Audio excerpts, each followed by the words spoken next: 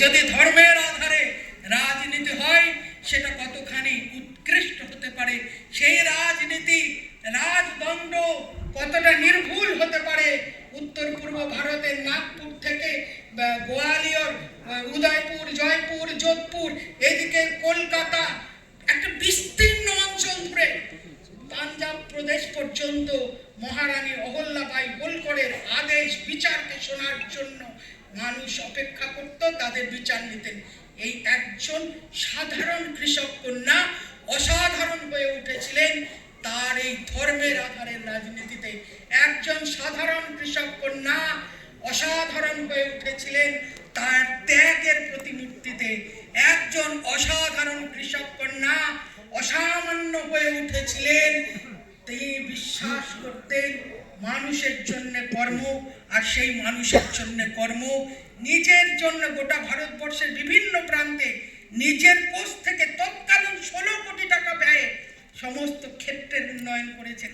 আমরা অনেকে কলকাতায় এবং আমাদের মধ্যে নেতৃত্বরাও বলছেন, আর যদি দেবী অহল্যাবাইকে নিয়ে আমরা এই চর্চা না করতাম, আলোচনা না করতাম, সেমিনার করতাম না, তাহলে এত বড় রাজনৈতিক জীবনে একটা বড় অপূর্ণতা থেকে যেত, জানতাম না। আমরা অনেকে জানি না যে পশ্চিমবঙ্গেও কলকাতা টু বেনারস যে রাস্তা, সেটাও দেবী অহল্যাবাইয়ের তৈরি করা।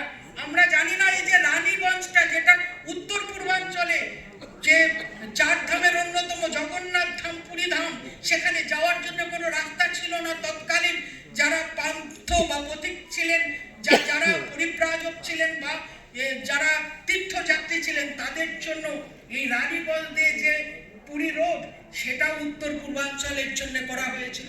আমরা জানি না আরামবাগেই দেবী অহল্যাবাইয়ের নামে রাস্তা আছে, বাঁকুড়াতে দেবী অহল্যাবাইয়ের নামের রাস্তা আছে। আমরা সংকীর্ণতায় গিয়ে সংকীর্ণ মানসিকতার ঊর্ধ্বে উঠে সর্বভারতীয় চরিত্রকে, সর্বভারতীয় শ্রেষ্ঠত্বকে সামনে এনে ভারতবর্ষকে শ্রেষ্ঠ করতে চাই। আমাদের সরকার সেটা চায়, সেই কারণে ওনার পথকে অবলম্বন করে আমরা এগিয়ে যাব। এ বিষয়ে বিস্তর বলবেন আগামী সমস্ত বক্তারা, সতীশজি বলবেন, সুকান্তদা বলবেন এবং অন্যান্যরা বলবেন। আমি সকলকে অনুরোধ করব, আজকের এই সেমিনার শুধুমাত্র শোনার জন্য রাজনৈতিক বক্তা না, যতটুকু শুনবেন ততটুকু সমৃদ্ধ হবেন।